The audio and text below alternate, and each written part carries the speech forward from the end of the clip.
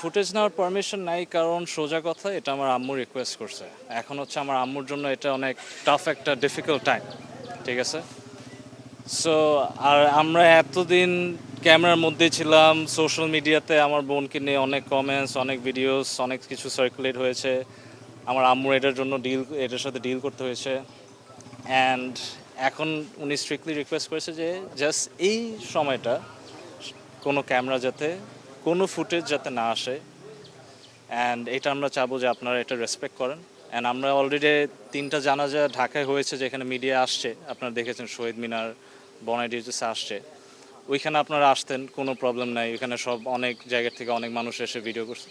কিন্তু এই জায়গায় আমরা আসছি ঢাকার বাইরে, মুন্সিগঞ্জ থেকে, যাতে আমরা এখান থেকে দূর থাকতে পারি, মানুষের থেকে, ক্যামেরা থেকে যাতে দূর থাকতে পারি। সো এটা আমরা রিকোয়েস্ট করব যাতে এখানে কোনো ফোনের ক্যামেরা, কোনো ভিডিও ক্যামেরা, কোনো মিডিয়া যাতে এখানে না আসে। এটা আমার আম্মুর রিকোয়েস্ট। অ্যান্ড আমার আম্মু যখন একটা জিনিস রিকোয়েস্ট করবে এই সময়, এটা আমাদের মানতে হবে। অ্যান্ড এটা আমিও বলবো যে এটা আপনারা প্লিজ এটা মেনে নিয়ে আপনারা যদি জানাজা পড়তে চান পড়েন, কিন্তু ক্যামেরা বা কোনো রেকর্ড বা ছবি এটা অন করে না, ঠিক আছে? এটা আমাদের থেকে রিকোয়েস্ট। কারিনার একটা ইচ্ছার কথা বলি আজকে। এটা চিন্তা করে আমি কারিনার এই পাঞ্জাবিটা কারিনা আমাকে এবার ঈদে গিফট করছে। ওর ইচ্ছা ছিল যেটা আমি ঈদে যাতে পরি। তা আমি ওকে এবার কোনো একটা কারণে আমি ঈদে অন্য একটা পাঞ্জাবি কিনে ফেলছিলাম, তো ওটা পরছি। আমি বলছি এটা আমি ঈদে না, আমি একটা ভালো একটা অকেশনে পরবো। খুব দুঃখজনকভাবে আমি এটা কালকেই পড়তে হয়েছে, এবং আমি কালকে যখন পড়ছি আমার খালি মনে হচ্ছিল যে আই উইশ সেটা আমি জানতাম যে এটা এমন একটা অকেশনে আমার পরে আসতে হবে। আর ও অনেকবার করে বলছিল যে এটা পড়ো, এটা পড়ো। আমি বললাম যে হ্যাঁ, একটা ভালো অকেশন হলে পরবো। একটা সুন্দর পাঞ্জাবি দিয়েছিল। সো ওর অনেক ইচ্ছা অপূর্ণ রয়ে গেছে, ওর অনেক ইচ্ছা আমি পূরণ করতে পারি নাই, আমরা কেউই পূরণ করতে পারি নাই। ওর কক্সবাজার, ওর বাসা করার ইচ্ছা ছিল। ও খালি বলতো আমি যাতে আমার শেষ বয়সটা কক্সবাজারে কাটাই। ওর কক্সবাজার খুবই পছন্দ ছিল। প্রায় বছরে 2-3 বার ও একা একা কক্সবাজার চলে যেত, বা ওর বন্ধুদেরকে নিয়ে কক্সবাজার চলে যেত। সো আমরা মানে আমার ওই সৌভাগ্য হয়ে না, অ্যাজ এ ফ্রেন্ড আমি ওইটা মানে খুবই আমাকে দেয় যে আমি ওর অনেকগুলো ইচ্ছা এখনো পূরণ করতে পারি নাই। ওর অনেক এই বছর আমাদের ফিল্ম করার ইচ্ছা ছিল, ও একটা স্ক্রিপ্ট নিয়ে কাজ করছিল। তো আমি জানি না সেই ইচ্ছাগুলো কখনো আমরা পূরণ করতে পারবো কিনা, আমি পূরণ করতে পারবো কিনা। আর সেই সেই ইয়েটা আমার মধ্যে আর থাকবে কিনা আমি সেটাও জানি না। বাট ওই বললাম যে এগুলো নিয়েই এখন আমাদের বাঁচতে হবে, সেটা মেনে নেওয়া যত তাড়াতাড়ি পসিবল আর কি আমাদের। হসপিটালের ব্যাপার এখন যেটা হচ্ছে, আপনি যদি আঙ্কেল আন্টির সাথে কথা বলেন, তারা তো আসলে তাদের সন্তান হারিয়েছে, আমরা হারিয়েছি বন্ধু, আমাদের থেকে তাদের শূন্যতার জায়গাটা বেশি। তো খারাপ লাগার জায়গা থেকে, আফসোসের জায়গা থেকে না, আমরা যখন যেটা করি তখন ভুল খোঁজা শুরু করি, কোথায় ভুল হলো, আচ্ছা ওরা আগে বললে হয়তো বা হয়তো, এটা বললে হয়তো বা সেটা হতো।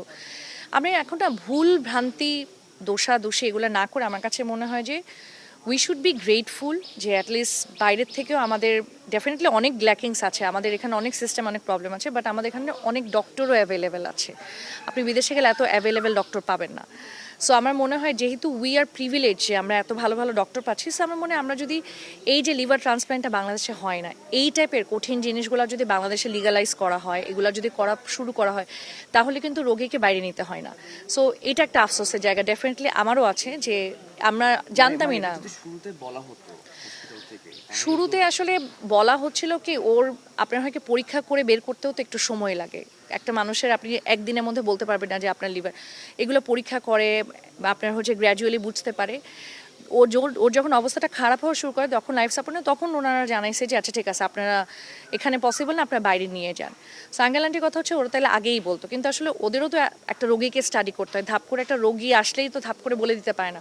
সো এটা আসলে কাউকে আসলে দোষারোপ করে লাভ নাই।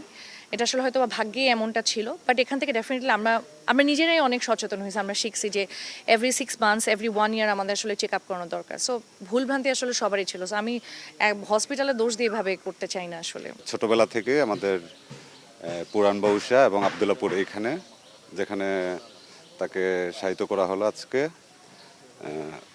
ছোটবেলা থেকে আসতো এবং খুবই চঞ্চল প্রকৃতির ছিল, যেটা মানে তার মৃত্যুর আগ পর্যন্ত বিদ্যমান ছিল। আপনারা হয়তো জেনে থাকবেন যে তার মানে অতীত তো আপনারা জানেন না। তা আমি যেহেতু পরিবারের সদস্য বা আত্মীয় হিসাবে যতটুকু দেখেছি, তার বিন্দুমাত্র তার মৃত্যুর আগ পর্যন্ত, ছোট থেকে এই পর্যন্ত কোনো তার ভিতরে পরিবর্তন আসেনি। সে ছোট থেকেই চঞ্চল, সে বড় হয়ে চঞ্চল এবং মানুষের সাথে খুবই মিশুক এবং মিষ্টভাষী ছিল। আত্মীয়দেরকে খুবই সম্মান করত এবং এলাকায় আসলে পরিচিত অপরিচিত যাকেই দেখতো তাদেরকে সালাম দিত, সম্মান করতো, কুশল বিনিময় করতো, কথাবার্তা বলতো। তো যেখান দিয়ে যাইতো সে মানে সেখানেই যেন একটা তার আন্তরিকতার যে মূর্ছনা তার ভিতরে এটা পরিলক্ষিত হতো। তো আমরা আত্মীয় হিসাবে খুব গর্বিত